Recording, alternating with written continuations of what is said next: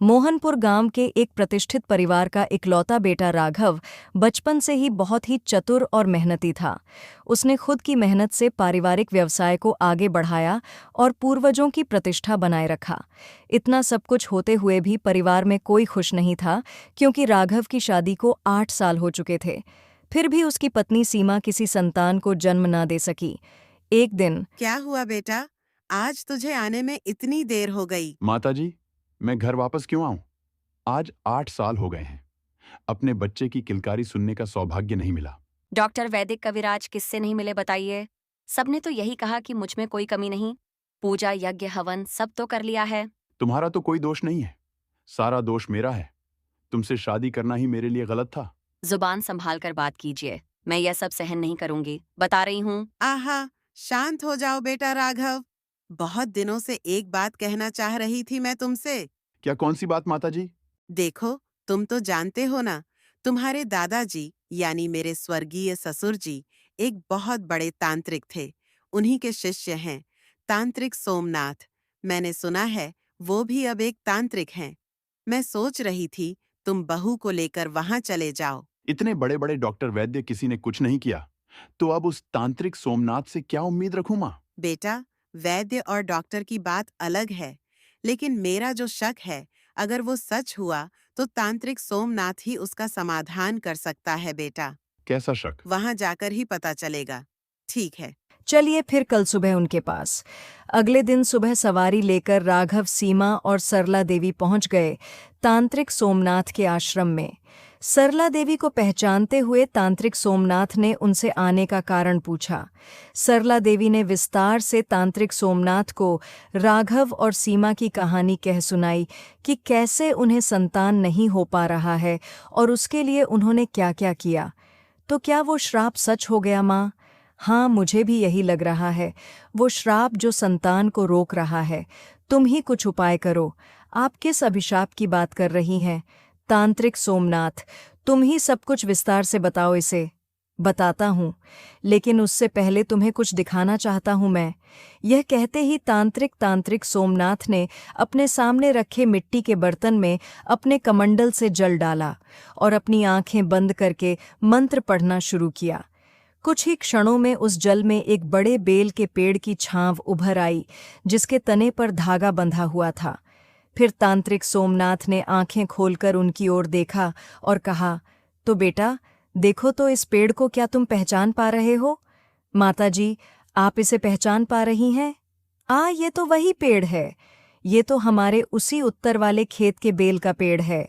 बचपन में पिताजी ने कहा था कि यहाँ किसी ब्रह्मदित्य को बंदी बनाकर रखा गया है। तब तो विश्वास करता था, लेकिन अब समझ में आता है यह सब बेतुकी कहानियां हैं। सोच रहा हूं कि कुछ ही दिनों में उस पेड़ को काटकर वहां खेती शुरू कर दूं। सावधान, ऐसा काम कभी मत करना बेटा, समझे? तो फिर तुम्हारे वंशजों का आना तो दूर की बात है, पूरा वंश ही खत्म हो जाएगा। आप क्या कह रहे हैं? मुझे तो कुछ समझ ही नहीं आ रहा। बताता हूँ माता, तुम्हारा पति जिसे बेटों की कहानी बता रहा है, वह कोई कहानी नहीं, सच है।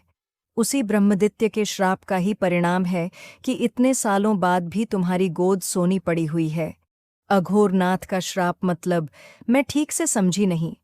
और इसका मेरी संतान से क्या रिश्ता है? क्या रिश्ता है जानने के लिए? आज से ठीक 32 साल पहले की बात जाननी होगी। उस वक्त तुम्हारे परदाता गांव के बहुत ही बड़े साधक हुआ करते थे, जो मोहनपुर गांव के प्रतिष्ठित तांत्रिक माने जाते थे। गांव का हर कोई उन्हीं के पास आता था। मैं भी तब एक विद्यार्थी और उन्हीं के साथ तंत्र विद्या की शिक्षा ले रहा था। उनसे सब सीखता था। उन्हीं को मैं अपना गुरु मानता था और उन्हीं के घर में रहता और वहीं खाना खाता था। वो समय माघ महीने का था। तब राघव ने बस जन्म ही लिया था। उस समय गांव में एक अजीब घटना होने लगी। हर दिन रात को एक जवान लड़की गायब हो जाती थी और अगले दिन उसका सर कटी लाश मिलती थी इसी बैल के भेड़ के नीचे। गांव वाले लोग इसे किसी अदृश्य शक्ति का काम मानते, इसीलिए वो मदद के लिए तुम्हारे परदादा के पास आए। अरे हुजूर, आखिर यह गांव में हो क्या रहा है? हर रात एक लड़की गायब हो रही है, फिर उसकी कटी लाश मिल रही है। ऐसा ही चलता रहा तो हमें गांव छोड़ना पड़ेगा। जी मालिक, यह जरूर किसी भूत प्रेत का काम है। आप कुछ ना कुछ कीजिए मालिक। इस बार मैं नहीं सोचा, ऐसी बात नहीं है। खास करके तब लड़कियों के सर कटी हुई लाश मिल रही है, वो भी हमारे खेत के बैल के पेड़ के नीचे। तुम लोग चिंता मत करो, कल अमावस्या है। मैं कल ही उस बैल के पेड़ के नीचे यज्ञ करूंगा। मुझे उम्मीद है कि कोई लड़की की मौत अब ऐसे नहीं होगी। अगली रात को ही हुजूर मुझे उस बेल के पेड़ के पास ले गए। उनके कहने के अनुसार मैंने पूरी तैयारियां कर ली थीं और वो यज्ञ में बैठे। रात जब गहरी हुई तो हुजूर मंत्र पाठ के साथ यज्ञ करने लग गए थे। अचानक ही बेल के पेड़ के चारों ओर आकाश में बिजली चमकने लगी। हवा तेज हो गई और मैं सोच रहा था कि ये क्या हो रहा है, आखिर यह सब हुआ कैसे। उसी वक्त एक डरावनी परछाई वहां प्रकट हो गई और जोर जोर से चिल्लाने लग गई। इधर हुजूर आंखें बंद करके बस मंत्र ही पढ़े जा रहे थे और वो दानव आसमान चीरते हुए जोर जोर से चिल्ला रहा था। अचानक ही हुजूर ने अपनी आंखें खोलकर कहा, तुमने इस काम को बहुत नुकसान पहुंचाया है, लेकिन आज से तुम इस पेड़ से बंदी बनकर रहोगे। तुम्हें कोई मुक्ति नहीं मिलेगी। तेरी इतनी हिम्मत कि तू मुझे कैद करेगा।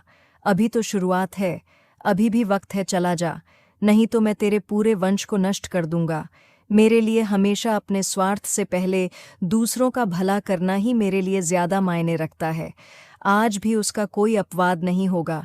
तुम्हें जो करना है वो कर लो। यह कहकर हुजूर यज्ञ की एक मुट्ठी राख उस अघोरनाथ की ओर फेंकते ही उसका शरीर झूमते हुए बेल के पेड़ के नीचे विलीन हो गया। लेकिन जाते जाते ब्रह्मदित्य ने शराप दे दिया, यह काम तुमने ठीक नहीं किया। इसका फल तेरे पौते राघव को भुगतना पड़ेगा। वहीं आकर मुझे मुक्ति देगा, नहीं तो तेरे वंश में कोई भी वंशज जन्म नहीं ले पाएगा। यह एक ब्रह्मदित्य का श्राप है। यह जरूर पूरा होगा, जरूर पूरा होगा। उस दिन को कभी आने ना दूं। इसकी व्यवस्था मैं करके जाऊंगा। नहीं कर पाओगे, नहीं कर पाओगे। तुम्हारा पोता मुझे मुक्ति दिलाएगा, मुक्ति दिलाएगा। उस दिन के बाद से मोहनपुर गांव में कोई युवती तो नहीं मरी, लेकिन उस शराब को पूरी तरह काटने से पहले ही हुजूर 2 दिन के बुखार में चल बसे। मैं भी उस वक्त उनसे इस बारे में कुछ नहीं जान पाया। फिर इतने साल बीत गए और मैं खुद भी वो भूल चुका था। इस अभिशाप से बचने का कोई उपाय नहीं है क्या? हाँ, एक उपाय है। इतना घूमने के बाद तंत्र विद्या की बहुत सारी चीजें मेरे हाथ में है, लेकिन शराब को भूलने से पहले उसे काटने की विधि और भूल जाने के बाद काटने की विधि में बहुत फर्क है, और यह विधि बहुत ही कठिन होती है, बहुत ही ज्यादा कठिन। चाहे जितना भी कठिन हो, हम लोग करेंगे। आप बस बताइए हमें क्या करना है। श्राप जब फल चुका है तो राघव को उसे मुक्ति देनी ही होगी, और अगर अगले 5 अमावस्या में एक एक करके 5 युवा लड़की की बलि चढ़ानी होगी, तभी तुम गर्भवती हो सकोगी। जब तक तुम्हारा बच्चा जन्म नहीं लेता, तब तक हर अमावस्या को तुम्हें एक एक युवती को उस अघोरनाथ को अर्पित करना होगा हर हालत में। तभी जाके तुम्हारा परिवार उस श्राप से मुक्त हो पाएगा। इसके बाद जो भी इंतजाम करना होगा वो इंतजाम मैं करूंगा। अगर जरा सी भी गलती हुई तो सब मारे जाएंगे। मुझे मंजूर है, इसी अमावस्या में आप उसकी मुक्ति का इंतजाम कीजिए। संगीत, कभी नहीं। यह काम मैं कभी नहीं कर सकता। क्यों नहीं कर सकते बताइए? आप लोगों के वंश के श्राप के कारण मैं हमेशा बांझ नहीं रह सकती हूँ। आपको यह काम करना ही होगा। इतनी सारी नौजवान लड़कियों की बलि देने का मतलब तुम समझ रही हो? अगर एक बार गांव के लोग समझ गए तो क्या हो सकता है? पता है तुम्हें, मैं तुम्हारी कोई बात नहीं सुनना चाहती। मुझे बच्चा चाहिए, मतलब चाहिए। बहू ने कुछ गलत नहीं कहा। अगर श्राप नहीं टूटा तो हम वंशहीन हो जाएंगे। जैसे भी हो इंतजाम करो बेटा। ठीक है, जब आप लोग कह रहे हैं तो मैं देखता हूँ क्या कर सकता हूँ। इसके बाद राघव ने अपने एक वफादार नौकर हरिया को यह काम सौंप दिया। हर अमावस्या की रात को गांव से एक कुंवारी लड़की को चुपचाप उठाकर उसे बेल के पेड़ के नीचे ले जाते। तांत्रिक सोमनाथ और राघव अपनी माँ और पत्नी के साथ वहां पहले से ही मौजूद होते। देखिए, विशु युवती को उठाकर ले आया है। बाबा, अब आप यज्ञ शुरू कीजिए। ठीक है बेटा, अब तुम जाओ और बेल के पेड़ से जो लाल धागा बंधा है उसे अपने हाथों से काट आओ। तांत्रिक सोमनाथ की बात मानकर राघव ने एक छोटी सी छुरी से बेल के पेड़ पर बंधे लाल धागे के बंधन को काट दिया। अब तुम सब लोग मेरे पास आकर बैठ जाओ। और हाँ, अब जो तुम देखोगे वह बिल्कुल अच्छा नहीं होगा, लेकिन डरना मत। मैं यह यज्ञ शुरू कर रहा हूँ। ओम भूम भूम ध्यान करता। तांत्रिक सोमनाथ ने अपने मंत्रों के उच्चारण के साथ अनुष्ठान शुरू किया। धीरे धीरे चारों ओर की हवा भारी होने लग गई। बिजली चमकने लगी। चारों ओर बादलों की गड़गड़ाहट गूंज उठी। बिजली चमकने लगी और बेल के पेड़ के अंदर से एक अजीब विकराल जीव प्रकट हुआ। मैंने बताया था ना, राघव ही मुझे मुक्ति देगा। मुक्ति मुक्ति, अब मुझे अपना खाना दो, खाना दो मुझे, बहुत भूख लगी है, खाना दो। कितने सालों से भूख से जल रहा हूं मैं, खाना दो मुझे। ये देखो तुम्हारा खाना तैयार है, देखो। जैसे ही तांत्रिक सोमनाथ ने अपनी बात खत्म की, अघोरनाथ ने उस बेहोश युक्ति पर हमला कर दिया। उसका सर धड़ से अलग हो गया, शरीर का सारा खून बेल के पेड़ में समा गया। उसकी लाश पूरी तरह सूख गई, केवल खून के निशान और फटे हुए वस्त्र बचे। यह दृश्य देखकर सीमा और गोरीवाला डर के मारे कांप उठी। सभी लोग यह दृश्य देखकर वहीं के वहीं जड़ हो गए। तुम्हें मुक्ति मिल गई है। तुम्हारे खाने का इंतजाम राघव हर अमावस्या में कर देगा, लेकिन बदले में उनके वंश पर जो श्राप है वह तुम्हें वापस लेना होगा और गांव के किसी का कोई बुरा नहीं कर सकते तुम। ठीक है, ऐसा ही होगा, लेकिन अगर मुझे मेरा खाना वक्त पर नहीं मिला तो मैं तुम सबको खत्म कर दूंगा। यह बात याद रखना, खाना चाहिए। यह कहते ही अघोरनाथ बेल के पेड़ के पीछे कहीं ओजन होकर अदृश्य हो गया। अब ये हड्डी और वस्त्रों का क्या होगा? अगर यह सब किसी की नज़र में आ गई तो सर्वनाश हो जाएगा। मैं क्या कह रही हूँ, ये सब यहीं पर गड्ढा खोदकर दफना देते हैं, किसी को पता भी नहीं चलेगा। सीमा की बात मानकर राघव और विशु मिलकर उसी पेड़ के नीचे एक गड्ढा खोदते हैं और सारी चीज़ें ज़मीन के नीचे दबाकर रात के अंधेरे में घर लौटते हैं। हर अमावस्या की रात इसी तरह एक लड़की लापता होने लगी, बिल्कुल 32 साल पहले की तरह, पर अब उनकी लाशें भी गायब होने लग गई थीं और इधर सीमा गर्भवती हो जाती है। फिलहाल वो 8 महीने की गर्भवती है। और एक दिन, नहीं, अब ये मुझसे नहीं होगा। लगातार इतनी सारी लड़कियों के प्राण बस मेरी वजह से ही गया है। अब और संभव नहीं है। नहीं कर सकते मतलब बच्चा नहीं चाहिए क्या आपको? मेरे कोख में पल रहे बच्चे का क्या होगा? कोख में बच्चा है मतलब सब साफ हो गया है ना? अब ये सब करने की क्या जरूरत है सीमा? नहीं बेटा, श्राप खत्म नहीं हुआ है। जब तक इस बच्चे का जन्म नहीं होता तब तक यह श्राप खत्म नहीं होगा। और याद है ना, ब्रह्मदित्य ने क्या कहा था? लेकिन अगर मुझे मेरा खाना वक्त पर नहीं मिला तो मैं तुम सबको खत्म कर दूंगा। याद रखना, अब तो बस एक ही अमावस्या बाकी है बेटा, उसके बाद मेरा पोता आ जाएगा। फिर तो तांत्रिक सोमनाथ ने कहा ही है कि वो अघोरनाथ को बंदी बना लेगा फिर से। माताजी, आप समझ नहीं पा रही हैं। गांव वालों ने विश्व को शक की नज़रों से देखना शुरू कर दिया है। पिछले अमावस्या में वो पकड़े जाते जाते बच गया और गांव के लोग अब शाम होते ही पहरा दे रहे हैं। लड़कियों ने घर से निकलना बंद कर दिया है। अगर कुछ करने की कोशिश भी की जाए तो ब्रह्मदित्य से पहले गांव वाले मार देंगे। सुनो, मैं ये सब जानना नहीं चाहती हूँ। जहां से भी हो, लड़की का इंतजाम करो। जब तक मैं अपने बच्चे को गोद में नहीं देख लेती मुझे शांति नहीं मिलेगी।